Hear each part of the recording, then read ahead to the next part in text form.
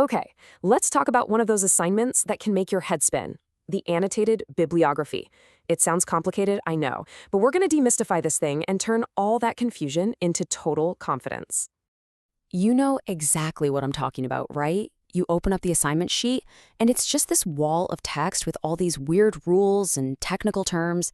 It feels less like instructions and more like a secret code you're supposed to crack.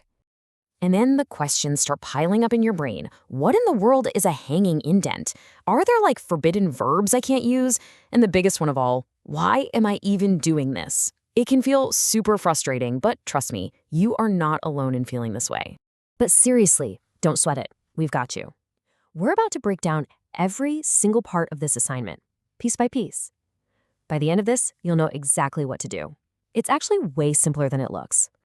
All right, here's our game plan. First, we're going to start with the why, like what's the point of this whole thing? Then we'll get into mastering the format. After that, we'll dive into crafting the perfect summary. And finally, we'll talk about the payoff, because all this work is definitely worth it.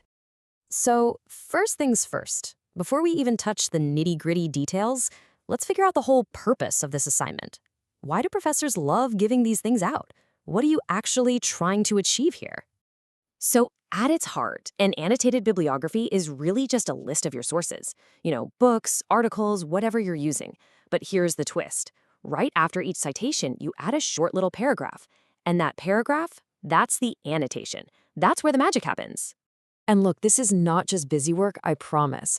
The whole point is to get you to really think about your sources before you dive into writing a huge paper. It's like laying the foundation for a house. It helps you figure out how each piece of research is actually going to support what you want to say. All right, now let's get into the part that trips a lot of people up, the formatting. This is where it's so easy to lose points, but once you see it broken down, you'll realize it's actually pretty straightforward. Let's start with 3 basic rules. Rule number 1. Everything has to be in alphabetical order, sorted by the author's last name. Easy. Rule 2, make sure you're using the standard citation format your professor wants. And Rule 3, your summary paragraph, that annotation is flush left. That just means no indent at all. See? Simple enough? Okay, and now for the big one, the one that causes all the headaches, the hanging indent. It sounds weird, but all it means is that for your citation, the very first line is all the way over to the left, but then every line after that is indented. It's literally the exact opposite of how you indent a normal paragraph. And here's what that looks like in the wild. You see on the left? That's the correct hanging indent. See how the first line sticks out? Now look at the right. That's what you want to avoid. Getting this tiny detail right instantly makes your work look more professional and shows you're paying attention. Now here's the best part. You don't have to sit there hitting the spacebar or the tab key to get this right. Please don't do that. Just highlight the citation text, follow these clicks in whatever word processor you're using, and boom, it'll do it for you perfectly every single time. It's a total game changer. Okay, we've nailed the formatting. Now let's get to the real substance of this assignment, that summary, the annotation. This is where you actually get to show off that you understand what you've been reading. The first thing you've got to know is that this is not the place for a long essay. Keep it concise. Your professor wants to see that you can get straight to the point. So what's the magic number? Just 3 to 5 sentences. That's it. Keep it short, sharp, and focused.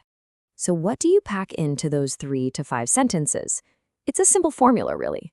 You need to hit 3 key things. First, what was the author trying to do? That's their objectives. Second, how did they do their research? Those are the methods. And third, what did they discover? The findings. If you hit those 3 points, you are golden. Here's a great little tip about your tone pulled right from the instructions. It says, please do not write this story because it is not a story. And that's such a good reminder, right? You're analyzing academic work, an article, a study, so your language needs to sound academic too. And on that same note, try to avoid weak, lazy phrases. Sentences that start with, the author talks about, or this article tells us. They're just kind of passive. Your writing will have so much more punch if you use strong, active verbs instead. And to help you out with that, think of this as your personal toolkit of awesome verbs. So instead of saying the author just talks about something, you can say they investigate it, they question it, or they highlight it. See how much better that sounds? It just instantly makes your analysis seem smarter and more sophisticated. Now listen up, because this right here, this is the final and honestly the most critical piece of the whole puzzle. After you summarize the source, you have to add that one sentence that connects it all back to your project. How is this article going to help you answer your big research question? That's the part that ties it all together. So we have covered the why, the how, and the what. Let's just take a quick second to wrap this up and look at why getting good at this is so valuable for you. It's not just about this one grade. You know, putting in the effort right now has such a huge payoff later. A great annotated bib gives you a rock-solid foundation for your final paper.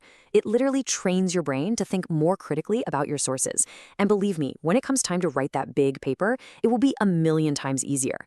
And yeah, of course, it also sets you up for a way better grade. And just like that, what started out as a totally confusing jumble of instructions is now a clear, simple set of steps to success. So really, the only question left is, are you ready to jump in and start building? You've totally got this.